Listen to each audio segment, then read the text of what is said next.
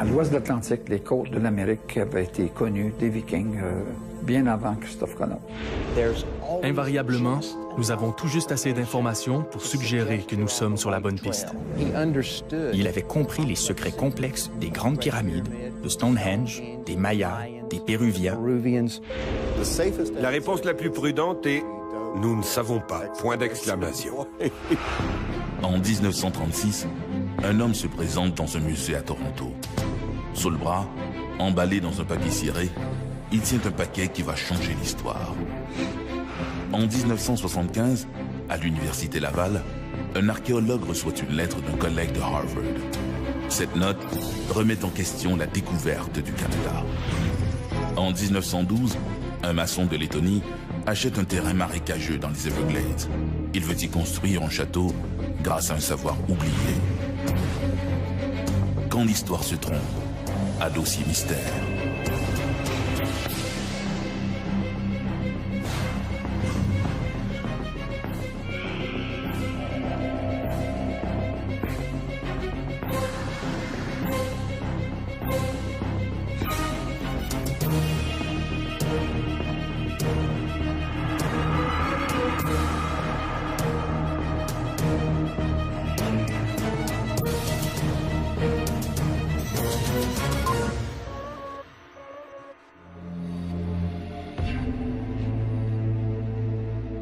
On croit connaître l'histoire. Mais les recueils historiques, les manuscrits trouvés, sont-ils tous des documents objectifs? La découverte de l'Amérique et la conquête de cet immense territoire par les Européens recèlent encore bien des mystères. À défaut de connaissances dans l'inconnu, l'imagination nous guide. Parfois, ce qu'on veut croire nous cache l'évidence. Parfois aussi, l'évidence n'est pas si évidente. Ponctuel, M. Todd s'est présenté à son rendez-vous au Musée royal de l'Ontario. La lourde porte de chêne s'ouvre pour laisser le passage au petit homme étrange. Charles Corelli dirige le Musée royal d'archéologie de l'Ontario depuis 1914. Il sait que son vis-à-vis lui apporte des pièces qui risquent de soulever de vifs débats, si elles sont authentiques. Sans cérémonie, James Dodd défait les ficelles qui retiennent son paquet et en dévoile le contenu. Il s'agit de ces curieuses reliques dont Corelli avait entendu parler.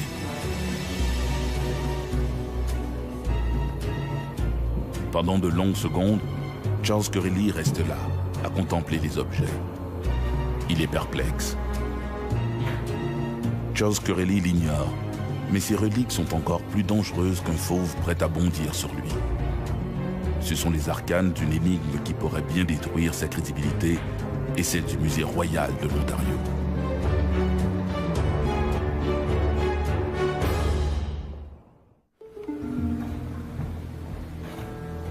En 1957, Lawrence C. Whitten, un antiquaire spécialisé dans les livres anciens, vient de recevoir, comme à toutes les semaines, des bouquins rares qu'il compte offrir à sa clientèle de collectionneurs. En les examinant un à un, il découvre dans un ancien codex le Historia Tartarorum, un parchemin sur lequel est tracée une curieuse carte.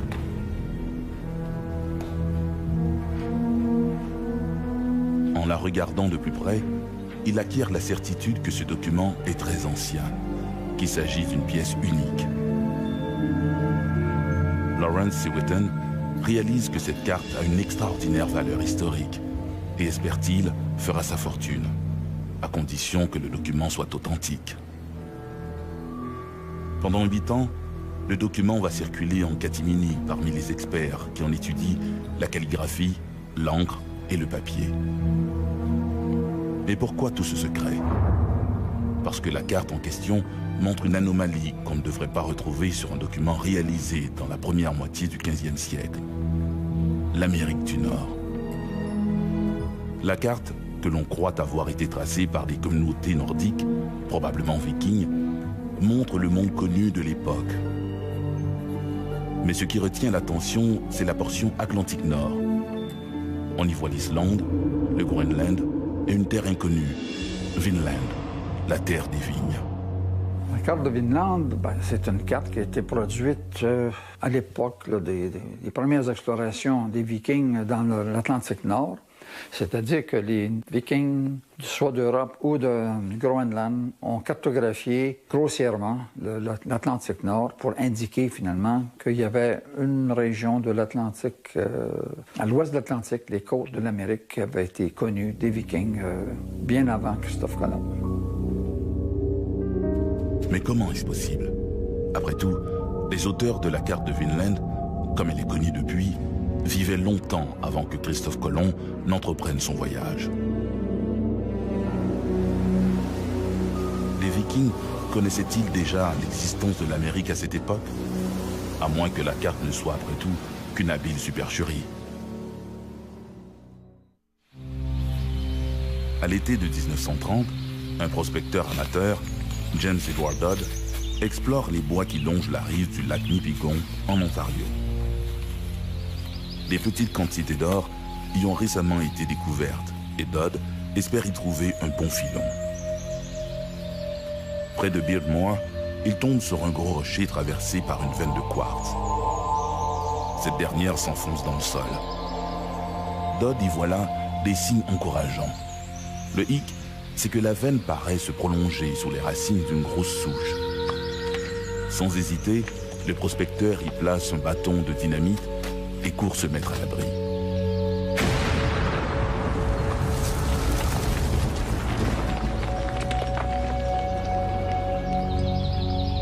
La suite des événements va devenir la genèse d'une interminable controverse. Lorsque Dodd retourne près du rocher, il remarque, dans le petit cratère laissé par son dynamitage, un vieux morceau de fer rouillé. De sa main, il fouille la terre autour, puis trouve un second morceau, puis un troisième.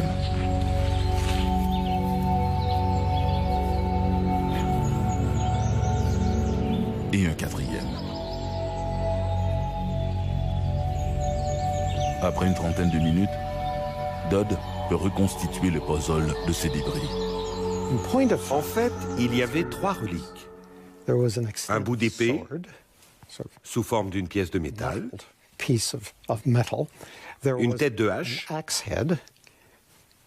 un objet assez laid, et une 3e pièce de métal, dont on ne pouvait deviner l'utilité. Il y avait une longue bande de métal, avec une sorte de boucle à chacun des bouts. On a supposé que c'était une partie de bouclier ou de quelque chose qui était attaché à un bouclier. Parce que, rappelez-vous, les boucliers de l'époque étaient faits en bois, pas en métal. En fait, nous ne savons pas vraiment de quoi il s'agit. Et la nature de cet objet demeure un mystère. Nous avons la moitié du haut et la moitié du bas d'un sabre. Le sabre en entier devait mesurer environ 1 mètre. Et nous avons une série de fragments de petites pièces de métal qui semblent provenir de la section médiane de la lame. Sans réaliser la portée de sa découverte, Dodd regroupe ses artefacts près du rocher et retourne à sa prospection. Malheureusement, la veine de quartz se révèle stérile et le prospecteur rentre chez lui, laissant sur place ses bouts de fer rouillés. 2 ans plus tard, Dodd revient dans la région de Beardmore. Ces derniers mois, il a parlé autour de lui de la découverte de l'épée. Plusieurs amateurs d'armes anciennes se sont montrés intéressés par ces objets. Certains lui ont même proposé de les acheter. Dodd retourne donc sur le site et retrouve sans peine les artefacts. Ils n'ont pas bougé. Il les glisse dans son sac à dos et les ramène chez lui, à Port Arthur, près de Thunder Bay. Pendant des mois, Dodd conserve les objets dans sa cave, les exhibant de temps à autre à des amis. Puis, à l'automne de 1936, il reçoit un appel d'un certain Charles Trick Corelli, curateur du Musée royal d'archéologie de l'Ontario. Charles T. Corelli, premier directeur du Musée royal d'archéologie de l'Ontario, fut d'abord un ministre du culte qui en est venu à s'intéresser à l'archéologie, d'abord en Égypte. C'est l'individu qui a probablement fait plus que quiconque pour rassembler la collection européenne du Musée royal de l'Ontario. Il était également très intéressé par l'histoire des armes et des armures. Et je crois que c'est son intérêt pour les armes et les armures qui l'a poussé à s'intéresser plus à fond à cette histoire, qui allait devenir celle des reliques de Beardmore. Curieusement, il semble que ce soit Corelli qui ait entendu parler de Dodd, et non pas Dodd qui ait appelé Corelli. Corelli est entré en contact avec Dodd et l'a invité à Toronto en lui disant d'apporter les reliques avec lui. De toute évidence, ils ont eu une rencontre, laquelle s'est soldée par le fait que le Musée royal de l'Ontario a officiellement acquis les reliques en 1936, en décembre 1936 pour être précis. Corelli est très impressionné.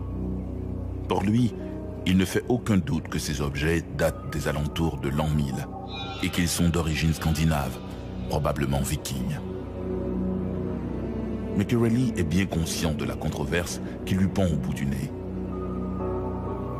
S'il accepte la version de Dodd, à savoir que les objets ont été découverts près de Beardmore, cela risque de soulever l'ire de ses collègues archéologues. Le docteur Corelli demande à l'un de ses collègues, le professeur Thomas Forsyth McElwraith, attaché à l'Université de Toronto, de mener une enquête discrète. Implicitement, Corelli croyait en l'authenticité de la découverte. Aussi est-ce lui qui entra en contact avec Thomas McElwraith pour lui demander d'aller enquêter sur le site. En 1937, accompagné de Dodd, McElwraith s'acquittera de sa mission.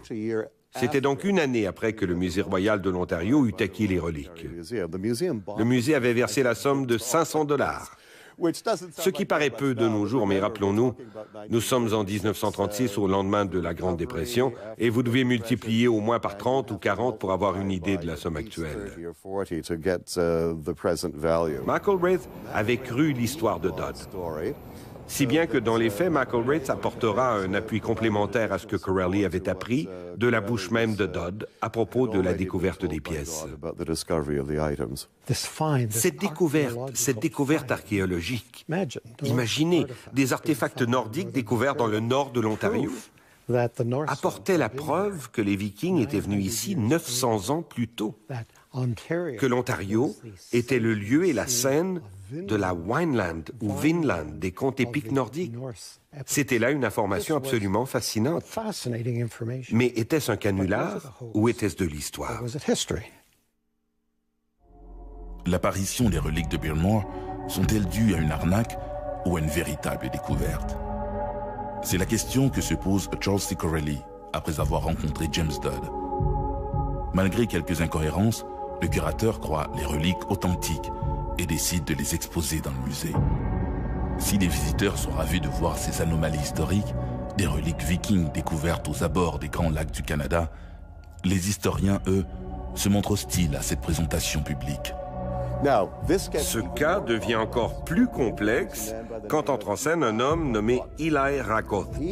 Dans une entrevue dans le Winnipeg Free Press, il prétend qu'il a vu ces reliques dans la maison de Dodd à Port-Arthur en 1928.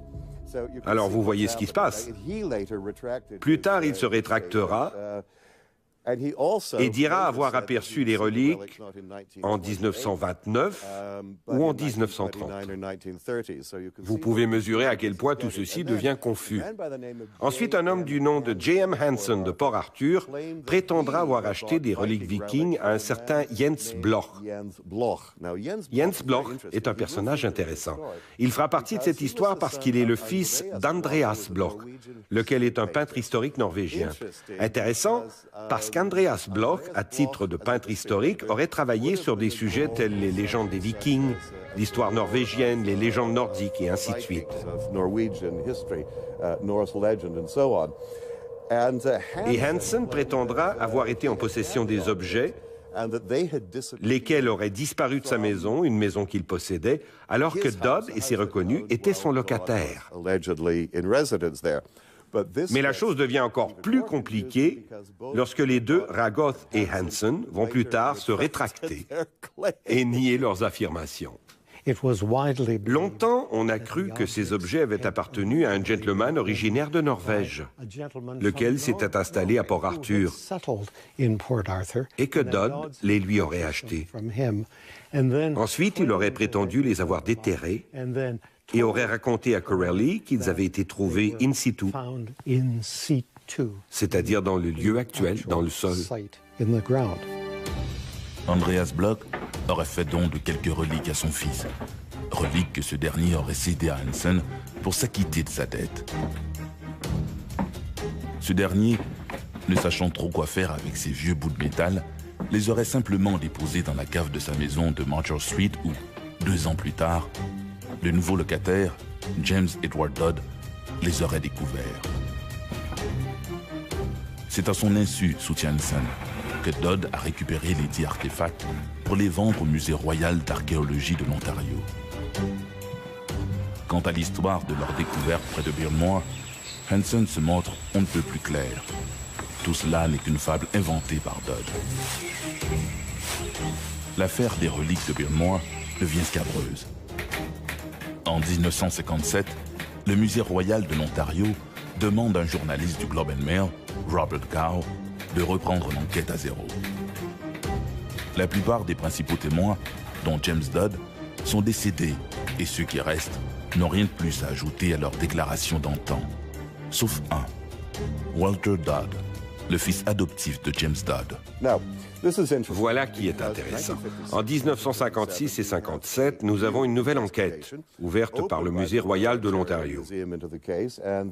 Et c'est là que le fils adoptif de Dodd, Walter, prétendra qu'en 1930 ou 1931, alors qu'il avait environ 12 ou 13 ans, il avait aperçu des objets métalliques que son père adoptif avait amenés à Beardmore pour présumément les laisser dans une cabane là-bas.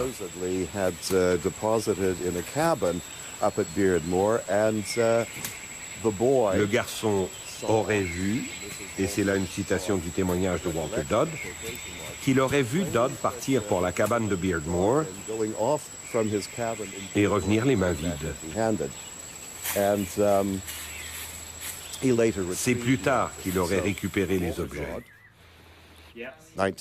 Donc Walter Dodd, de 1930 à 1939, jure que l'histoire de son père adoptif est vraie. Maintenant, en 1956, il se rétracte et affirme que toute l'histoire est fausse, amenant tout le monde à croire que toute l'affaire est un canular.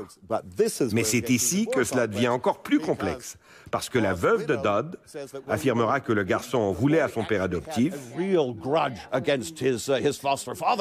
et qu'il a fait sa déclaration uniquement par malice pour se venger de son père. Qu'allons-nous faire avec ça?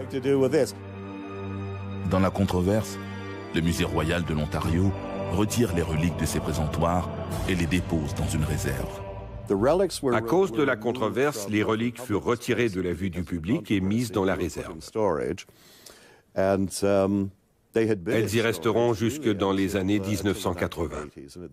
À la fin des années 80, elles ont été exposées de nouveau, parce que peu importe ce qu'on peut penser de James Edward Dodd, de sa découverte, de toute la polémique entourant l'affaire, de ce qui est vrai et de ce qui est faux, on peut se gratter la tête, mais un fait demeure, les objets eux-mêmes sont authentiques. Et comme ils sont authentiques, on peut laisser de côté l'histoire de Beardmore, cesser d'opposer le canular et l'histoire et le canular. Il n'y a aucune raison qu'ils ne soient pas exposés. Dans l'affaire des reliques de Beardmore, ce n'est pas l'authenticité des artefacts qui pose problème, mais les circonstances de leur découverte. Les objets sont vrais, les objets sont authentiques. Ils comptent parmi les exemples les plus intéressants des artefacts de la culture scandinave et viking que nous ayons au Musée royal de l'Ontario. Tout le reste à leur propos, y compris les circonstances de leur découverte, tout cela est suspect. Tout peut être remis sur la table, tout est ouvert à la critique. Les reliques sont exposées depuis au moins la fin des années 1980, et c'est parce que les reliques sont parfaitement vraies, parfaitement authentiques. Il est peu probable que les reliques de Beardmore démontrent un jour l'existence d'un camp viking précolombien au nord de l'Ontario, si loin dans les terres. Vu les nombreux témoignages contradictoires et les démentis répétés, la découverte de ces objets vikings demeurera sans doute un mystère à jamais. Il y a un grand pas entre parler de la présence des Vikings à Terre-Neuve et sur la côte est américaine et évoquer la possibilité que ces Vikings aient pris leurs vacances d'été dans le nord-ouest de l'Ontario. En ce qui me concerne, c'est tirer un peu fort sur l'élastique. Quoi qu'il en soit, la réponse la plus prudente est « nous ne le savons pas ». Point d'exclamation. Les reliques de Bill Moore ont-elles été présentées de manière malhonnête par James Dodd? Peut-être. Et dans cet océan d'hypothèses, des preuves s'accumulent sur une ancienne occupation européenne de l'Amérique du Nord, et ce bien avant Colomb. Des marques très anciennes sur des pierres, des ruines inexplicables, défient l'histoire officielle. La mystification peut-elle tout justifier? Confortablement installé dans son bureau, le professeur et archéologue Thomas E. Lee a reçu la réponse qu'il attendait de Barry Fell, un épigraphe amateur de l'université Harvard. Pour l'archéologue, cette lettre est peut-être l'aboutissement d'une quête qu'il mène depuis maintenant 9 ans. La missive confirme en effet ce que le vieil archéologue n'avait osé espérer. Barry Fell affirme que les marques apparaissant sur les pierres de Sherbrooke seraient des inscriptions d'origine phénicienne. À cette seule pensée, le vieil archéologue ne peut s'empêcher de sourire.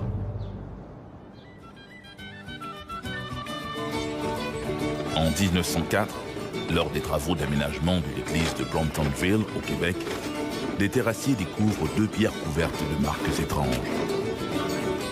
Il s'agit en fait des 2 moitiés d'une même roche coupée en 2. Pendant quelques jours, ces pierres vont devenir des objets de curiosité. Puis, à la fin des travaux, un villageois les récupère pour les incorporer aux marches de pierre de sa maison. Elles y resteront pendant des années. Puis, vers 1910, le nouveau curé de Bromptonville décide de les envoyer au musée du séminaire de Sherbrooke, convaincu de leur valeur historique. C'est là que l'archéologue Thomas E. Lee les découvre à l'automne de 1966. Thomas Lee était attaché à l'Université Laval. Il y avait un institut d'études nordiques à l'Université Laval. Alors, il a proposé, par exemple, justement, la présence de Vikings dans le Grand Nord québécois parce qu'il a fait des recherches dans le Grand Nord québécois. Et puis, il a vu les pierres de Brompton, et puis, lui disait que c'est authentique. Pour des chercheurs comme Gérard Leduc, les marques sont beaucoup trop définies pour n'être que les empreintes de l'érosion. Je me suis retrouvé en contradiction avec un professeur de l'Université de Sherbrooke, le professeur Dubois, qui lui maintenait que c'était des diaclases, c'est-à-dire un phénomène géologique de dissolution. Mais puisque les 2 plaques de pierre devraient représenter l'image miroir des 2 côtés, et ce n'est pas le cas. Et puis j'examinais ça, puis alors on voit des traits qui sont tous sur un même horizon. Mais en plus de ça, il y a d'autres petits traits qu'on n'a jamais regardés, que j'ai découverts sur les photos. Les photographies nous révèlent souvent des choses qu'on ne voit pas quand on est devant l'objet. Et mon impression, c'est qu'il s'agit bien de pétroglyphes d'origine humaine, possiblement de logam, c'est-à-dire des traits d'une ancienne écriture, alphabet celtique. Si ces inscriptions sont effectivement de nature celtique, cela signifie que les voyageurs venus de pays scandinaves ont non seulement devancé Christophe Colomb en terre d'Amérique, mais qu'ils y ont aussi établi des colonies. Ce sont ces mêmes explorateurs qui pourraient être responsables de l'une des plus surprenantes énigmes de pierre d'Amérique du Nord. Mystery Hill. Mystery Hill est en fait 3 structures en une. Sur un acre, c'est un ensemble de structures de pierre entourées sur 12 acres par une série de murs dont certaines pierres présentent diverses composantes de calendrier. Entourant le tout, vous avez 100 acres de forêt où nous continuons à faire des découvertes ici et là. Situé près de North Salem, au New Hampshire, Mystery Hill se présente comme un ensemble de chambres basses, de cavernes et de murets construits à la manière de ces tumulus que l'on retrouve un peu partout en Europe de l'Ouest et dont certains remontent à 5000 ans. avec d'autres constructions mégalithiques à la symbolique mystérieuse, les cairns, dont ceux de Skarabrae, dévoilés au monde par une violente tempête en 1850, soulèvent encore bien des questions sans réponse. En Amérique, Mystery Hill, qui couvre plus de 12 hectares, est connu depuis des générations, et personne ne sait exactement qui l'a aménagé. L'identité des constructeurs de Mystery Hill demeure à ce jour un mystère. Nous savons que nous avons affaire à une culture qui remonte à 2000 avant Jésus-Christ et qui travaillait avec des outils de pierre pour graver des calendriers solaires, lunaires, stellaires, très précis. La présence de pierres alignées en fonction de certains événements astronomiques, comme à Stonehenge en Angleterre, accrédite l'hypothèse d'une origine européenne du site. Rien d'étonnant à ce que l'endroit ait été officiellement rebaptisé en 1982 America's Stonehenge. Nous savons que les sites diffèrent beaucoup de ceux qu'on trouve en Europe. Il y en a environ 50 000 en Europe et nous en avons à peu près 800 dans le nord-est de l'Amérique. Il y a toutefois une grande ressemblance entre la structure, les surfaces, la forme, l'orientation et les chambres. Tout cela ressemble beaucoup aux sites d'Europe de l'Ouest. C'est pourquoi nous pensons que ce site peut avoir une relation avec ceux-ci, peut être construit par les mêmes gens. Les structures comme celle de Mystery Hill existeraient à d'autres endroits le long de la côte est de l'Amérique du Nord. On trouve des constructions de pierre partout en Nouvelle-Angleterre et dans le nord de l'État de New York. En fait, il est plus difficile de dresser une liste des endroits où il n'y en a pas que des endroits où il y en a.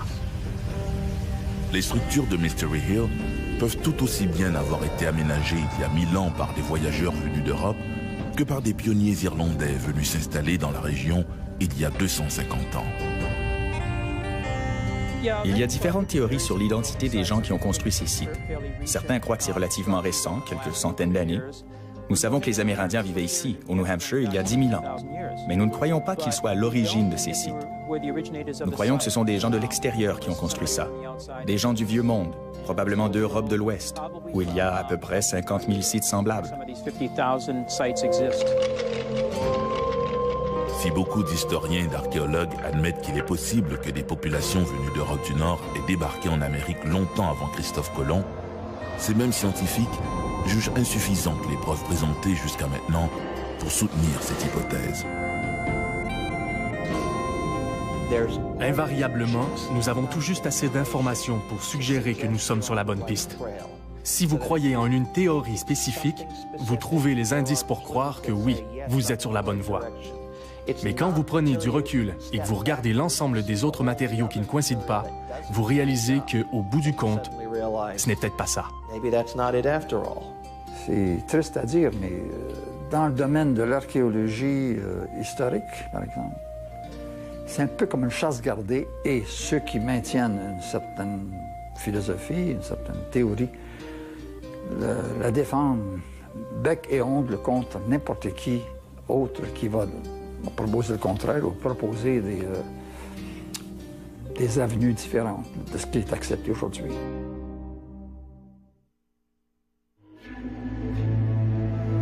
Dans son livre « Histoire inconnue des hommes depuis 100 000 ans », Robert Charroux soutient que plusieurs grands monuments de l'histoire n'auraient pas pu être érigés sans un savoir supérieur. Selon lui, les architectes des pyramides égyptiennes et mayas étaient nécessairement les gardiens de secrets fantastiques. Un secret que connaissait peut-être un Lettonien qui débarqua à New York en 1912, un certain Edward Ledikanen.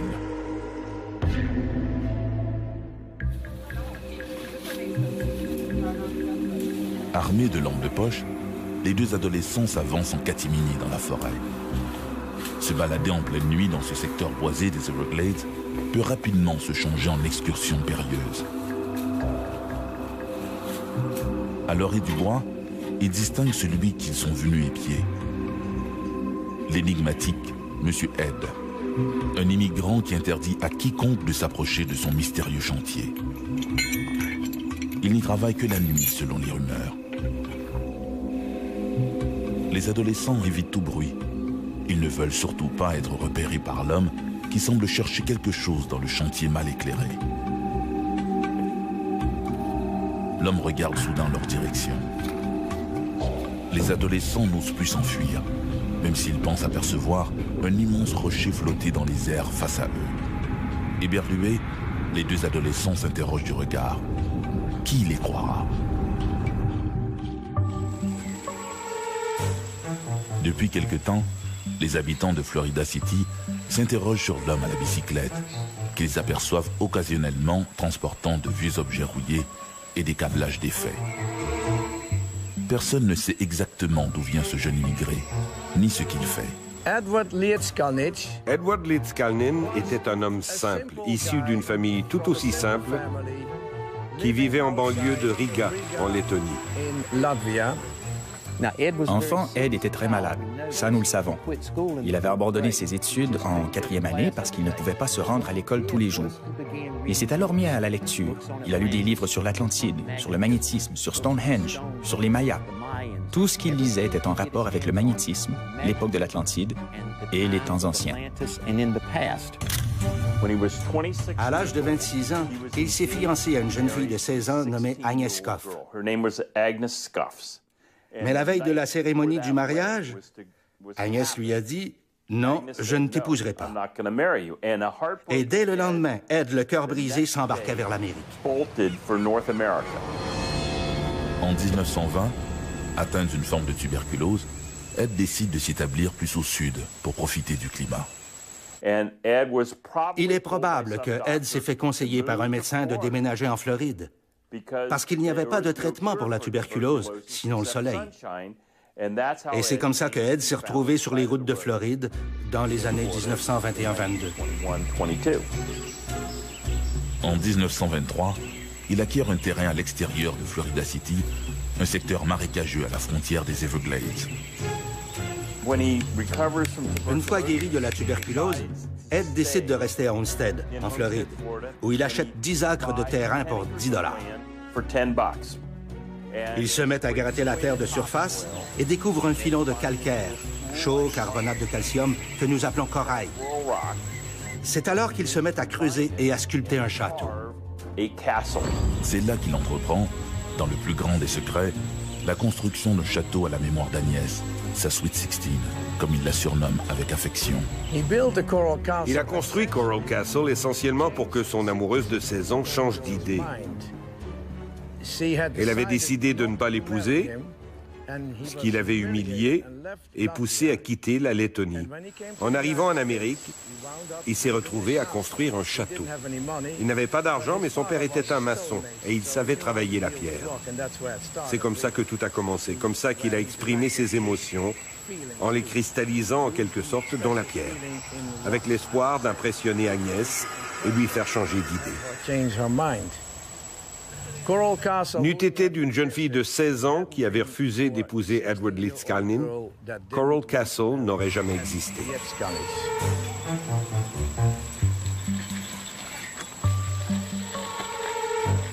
Ce jeune homme solitaire, l'esprit romantique à souhait, est sans un sou.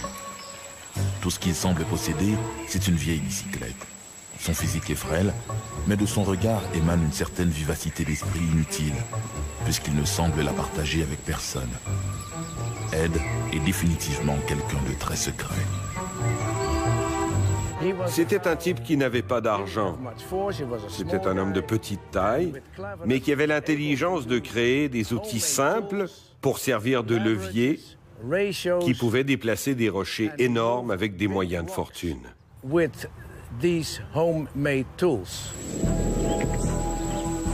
Au cours des 4 années qui suivent, Lady Cannon va ériger sur ses terres, tel un gigantesque puzzle, une immense enceinte à l'intérieur de laquelle il aménage des jardins, des estrades et des tours. En faisant cet ouvrage, Ed essayait de démontrer qu'il avait compris les secrets complexes des grandes pyramides, de Stonehenge, des Mayas, des Péruviens. C'était une sorte de jouet éducatif, si vous voulez, qu'il utilisait pour enseigner aux gens. Une pierre symbolisait le menhir de Stonehenge, de manière à expliquer « j'ai compris le secret de Stonehenge », une autre pour les pyramides, les Mayas, les Péruviens, et ainsi de suite. Et toutes ces pierres étaient emménagées sur le site. L'une d'entre elles, sa table de pierre en forme de cœur, pesait, croyez-le ou non, près de 2500 kilos. Et il se justifiait en disant « Je suis un homme pauvre et je n'ai pas toujours de l'argent, disait-il. Et si je n'arrive pas à donner à Agnès un cadeau de Saint-Valentin, Quand nous nous asseoirons ensemble pour dîner à la table de Saint-Valentin, elle se rappellera que je l'aime, même si je suis distrait de nature.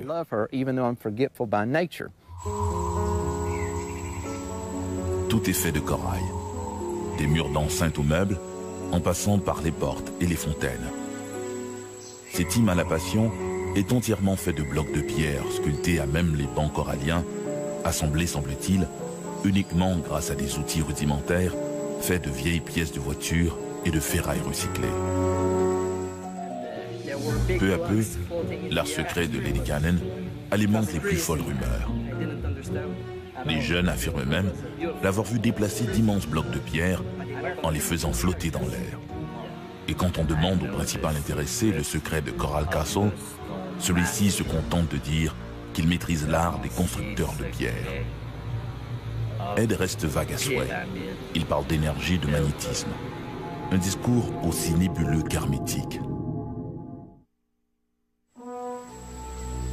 En 1937, Ed Lady Cannon, pour attirer plus de touristes, décide de déménager son château de corail à Homestead, à 16 km plus au sud en bordure de l'autoroute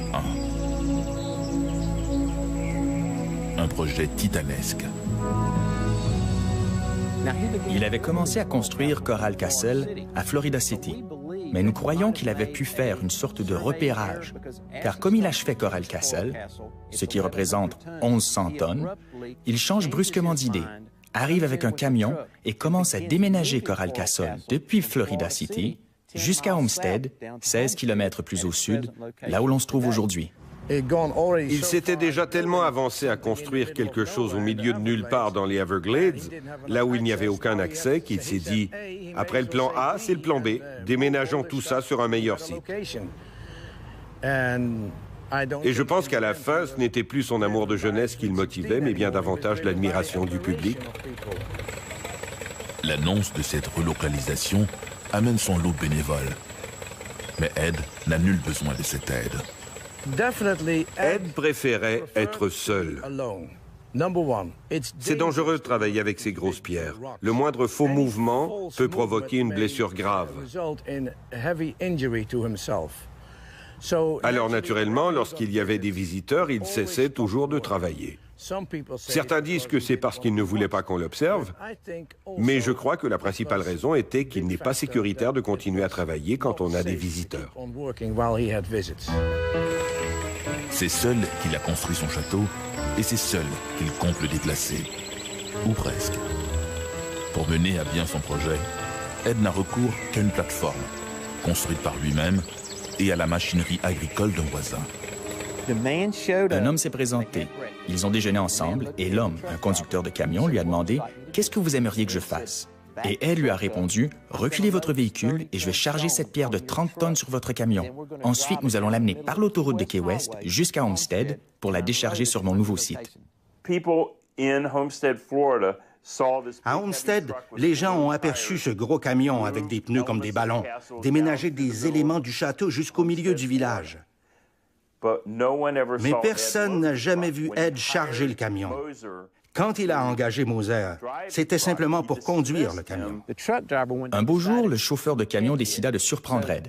Alors il est retourné à son camion et a attendu 15 minutes avant de revenir à la hâte pour voir où en était Ed. Et il était là, les bras croisés, et lui a dit « Je t'attendais. Les pierres sont prêtes. Allons-y. » Et on ne pouvait jamais surprendre Ed, car il avait une sorte de sixième sens. Il avait l'habitude de dire aux gens qu'ils pouvaient sentir leurs vibrations lorsqu'ils se déplaçaient sur le sol. Comme un diapason, il était sensible à l'ensemble de la nature du monde qui l'environnait. Ce que tous croyaient impossible est devenu réalité. Au nouvel emplacement, l'étonnante construction devient une attraction encore plus populaire. Quand les gens demandaient à Ed comment il avait fait, oui, c'est vrai, il demeurait toujours très évasif. Il ne répondait jamais complètement à la question du comment. Mais c'était dans son intérêt de rester vague parce qu'après tout, ceci est un parc d'attractions. Il voulait que les gens viennent ici, payent leurs 25 cents ou leurs 10 cents au début, parce que c'était son gagne-pain. En gardant le mystère, les gens venaient pour visiter, ils étaient curieux. Aussi, lorsqu'il posait des questions, il n'y répondait qu'à moitié. faisant toujours référence à ses connaissances sur les proportions, les lois de la gravité et tout le tralala, mais sans jamais entrer dans les détails. Au lendemain de la Deuxième Guerre mondiale, Ed Ledikainen abandonne ses travaux d'architecte pour se consacrer presque uniquement à des recherches sur le magnétisme et l'électricité. Il soutient que toute matière se compose d'aimants individuels et que la polarité à l'intérieur de la matière produit des phénomènes mesurables et utilisables dans l'espace. Le contrôle de ce magnétisme est-il le secret de Coral Castle? Ed voulait laisser un héritage aux générations futures afin de prouver qu'il comprenait ses secrets. Il voulait également laisser une histoire d'amour derrière lui. Il voulait prouver aux gens à quel point il aimait Agnès. Aujourd'hui, n'importe qui vous dirait que Agnès était un leurre visant à dissimuler la portion scientifique de Coral Castle. Mais c'est faux. Le premier homme que j'ai interviewé, M. J.T. Bullard, m'a raconté qu'à plusieurs reprises, lorsqu'il rendait visite à Ed le soir, celui-ci regardait l'océan en direction de la Lettonie et lui disait « J.T., un jour Agnès va revenir de Lettonie. Elle va traverser l'océan. Elle va venir ici pour m'épouser à Coral Castle. Et en attendant que cela arrive, moi, j'attends Agnès. » Ceci était très important dans sa vie. C'est là que le château et la dimension scientifique se rencontrent. Et c'est ce qu'il voulait démontrer, c'est qu'il nous parlait avec les mêmes pierres que l'on retrouve dans les pyramides ou à Stonehenge, et que ce sont là des pièces oubliées qui nous racontent qu'un homme est venu sur cette planète et a décidé de nous livrer les secrets de l'univers. Mais il a dissimulé ses secrets dans les pierres. Et si vous voulez savoir ce qu'il savait, vous devez lire les livres, vous devez travailler. C'était un Lettonien, un dur travailleur qui n'aimait pas la facilité. Alors si vous voulez connaître les secrets de Coral Castle, vous devez l'étudier et lire ses livres. Et c'est ce qu'il voulait que vous fassiez. Et comme vous allez commencer à découvrir ces petites portions du secret, il vous accompagnera en vous racontant l'histoire au fur et à mesure que vous avancerez. En décembre 1951, Ed, âgé de 64 ans, décède, emportant avec lui son extraordinaire secret. Depuis son décès, une foule de chasseurs de mystères se sont attaqués à l'énigme de son château de corail. Comment ce petit bonhomme de 1,52 m et d'à peine 45 kg s'y est-il pris pour tailler, déplacer et assembler ces immenses blocs de coraux, lui qui n'avait pour seul moyen de transport qu'une bicyclette? Nous avons des photos de lui en action, alors qu'il utilise un immense trépied fabriqué à partir de troncs d'arbres qui poussent dans cette région. On les appelle les Dade County Pine Trees. Ils sont droits comme des poteaux de téléphone et durs comme des rochers. Avec ça, il avait fabriqué plusieurs trépieds. Et avec ces trépieds, il était capable de soulever partiellement les pierres, de sorte que le déplacement des pierres pouvait par la suite se faire sur des rouleaux. Sur de rares photographies prises lors de la construction du Coral Castle, on peut voir un dispositif formé de 3 poteaux de téléphone disposés en tripode et surmontés d'une boîte carrée. Des câbles ou des fils sortent de cette boîte et pendent entre les poteaux. Aucun dispositif de ce genre n'a été trouvé dans l'atelier de Ed après sa mort. En 1992, au lendemain de l'ouragan Andrew, des GI se seraient livrés à une fouille minutieuse des lieux. Tout au fond d'un puits, ils auraient découvert la mystérieuse boîte dont Ed se servait pour déplacer ses pierres et qui serait depuis entreposée dans un lieu secret. Aujourd'hui, Coral Castle est une importante attraction touristique. Chaque année, des milliers de visiteurs s'émerveillent devant le travail accompli en ces lieux. Certains croient que le secret de Ed Ledikainen reposerait sur une nouvelle connaissance dans l'utilisation des forces présentes dans la matière. D'autres résument plutôt que la magie de Ed tient en un mot: la persévérance.